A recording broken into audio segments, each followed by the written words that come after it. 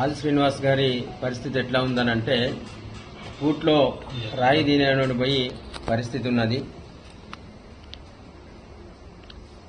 మంత్రి పదవి అనే బొక్క కోసం పాకులాడి మంత్రివర్గ విస్తరణ అని అన్నప్పుడల్లా ఏదో ఒకటి మాట్లాడుతూ ఉన్నాడు.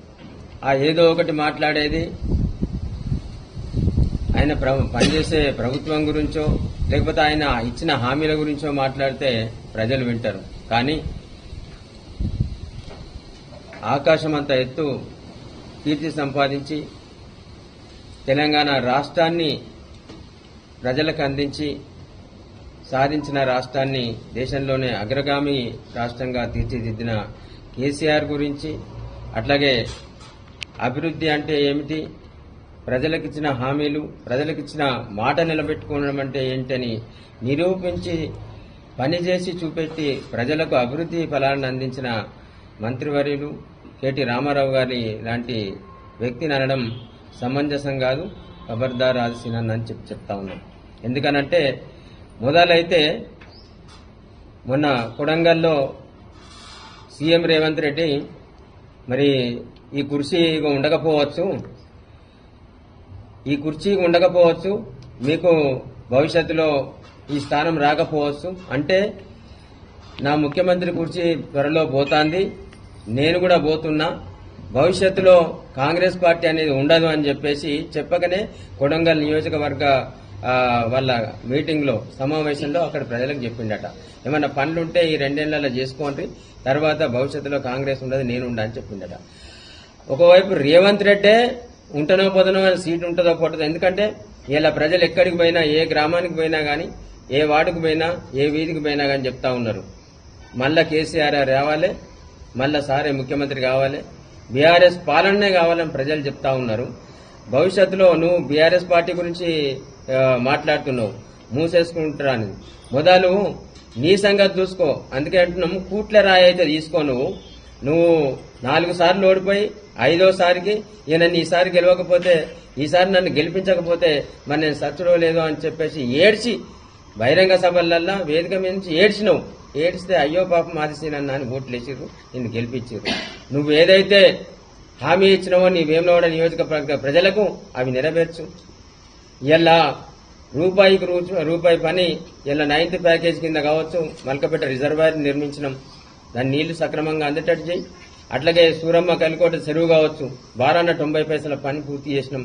ఇంకేమన్నా 10 పైసలు ఉంటే ఆ పని పూర్తి చేసి ఆ ప్రజలకు నీళ్లు అందేటట్టు చూడు. ఆ చెరువు మీద ఉసుక దంద చేసి నువ్వు నీ అనుచరులు మట్టి దంద చేసి అడ్డమైన పనులు చేసి నువ్వు ఇలా ఏడ్చి అధికారంలోకి వచ్చినంత మాత్రాన నువ్వు కేసీఆర్ని విమర్శిస్తే, కేటీఆర్ గారిని విమర్శిస్తే బాగా పెద్దోని అయిపోతా అనుకుంటున్నావు ఆల్సినన్న. అది తప్పు. ఇంత నీకున్న విలువ కూడా నువ్వు ఏడ్చి సాధించిన ఓట్లు కూడా నీకు గల్లంతేది వచ్చే రోజులల్లా నీకు ప్రజలల్లా మనుషులకి నీ స్థానం ఉండదని చెప్పేసి చెప్తా ఉన్నాను. ఎందుకనంటే కేటీఆర్ లాంటి మనిషిని కానీ లేకపోతే కేసీఆర్ గారిని ఇలా నువ్వు ఫామ్ హౌస్లో ఉండి రాజకీయాలు నడుపుతా ఉండడం చెప్తా ఉన్నావు. హాజరు పట్టికలో హాజరేసుకొని పోతా ఉండడం అని చెప్తా ఉన్నాం.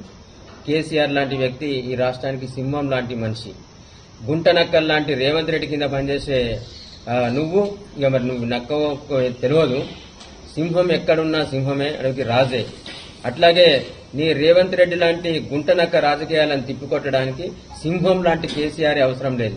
ఇలా చిరుత లాంటి హరీష్ రావు ఉండొచ్చు, పెద్దపుల్లి లాంటి కేటీఆర్ నుండి అనేక మంది మా అక్కజనులు, మా అన్నదమ్ములు, నిష్ణాతులైన ఎమ్మెల్యేలు, అట్లాగే ఎంపీలు, భారత రాష్ట్ర సమితి పార్టీ నాయకులు అనేక మంది ఉన్నారు నీ రేవంత్ రెడ్డి దొంగల ముఠాకు సమాధానం చెప్పడానికి.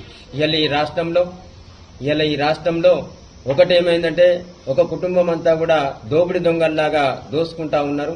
రేవంత్ రెడ్డి కుటుంబం కొండలరెడ్డి కావచ్చు, తిరుపతి రెడ్డి కావచ్చు, వాళ్ళ అల్లుళ్ళు కావచ్చు, అట్లాగే పొంగులేటి కుటుంబం కావచ్చు, ఇలా భూమి దొంగతనం చేస్తూ ఇలా సహజ వనరులు, ఇలా మినరల్స్ కావచ్చు, ఇలా గుట్టలు, రాళ్లు, మట్టి అంతా దొంగతనం చేసి ఇలా వాళ్ళు ఈ రాష్ట్రాన్ని దోసుకుంటా ఉన్నారు. ఇంకో కుటుంబం సంజయ్ కుటుంబం ఏంటంటే మహిళల మాన ప్రాణాలను దోసుకుంటా ఉన్నారు.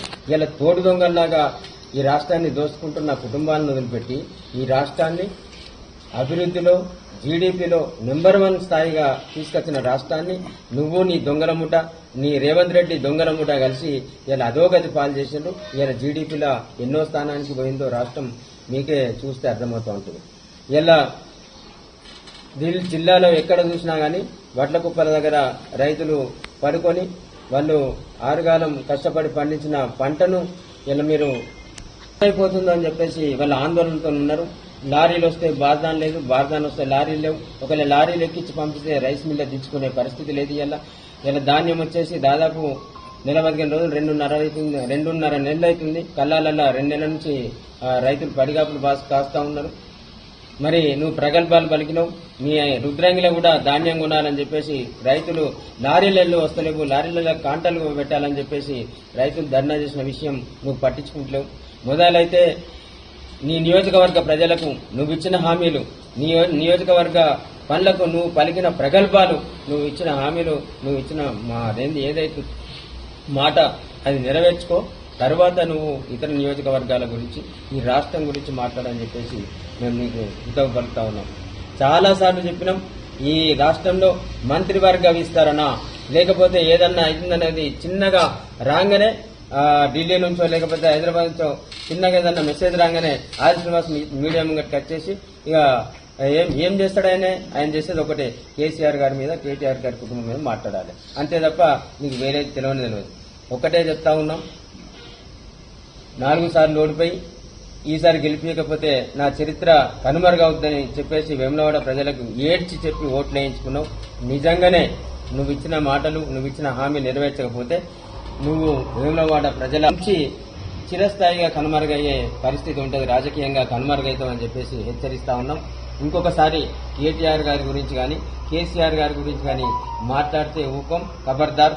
నువ్వేదో కళ్ళబొల్లి మాటలు చెప్తా ఉంటే నీ నియోజకవర్గంలోనే, వేములవాడ నియోజకవర్గంలోనే ఊరూరు తిరుగుతాం. ఏ ఊర్లో నువ్వు ఏం మాట్లాడినావు, ఏ గ్రామ ప్రజలకు నువ్వు ఏం హామీ ఇచ్చినావు, ఏ పట్టణ ప్రజలకు నువ్వు ఏం హామీ ఇచ్చినావు అని అవన్నీ కూడా ఎండగడతాం. నిన్ను పనులు చేసేదాకా విడిచిపెట్టమని చెప్పేసి హెచ్చరిస్తా ఉన్నాం. ఖబర్దార్ ఆదిశీనన్న, ఖబర్దార్ కాంగ్రెస్ పార్టీ. జై తెలంగాణ.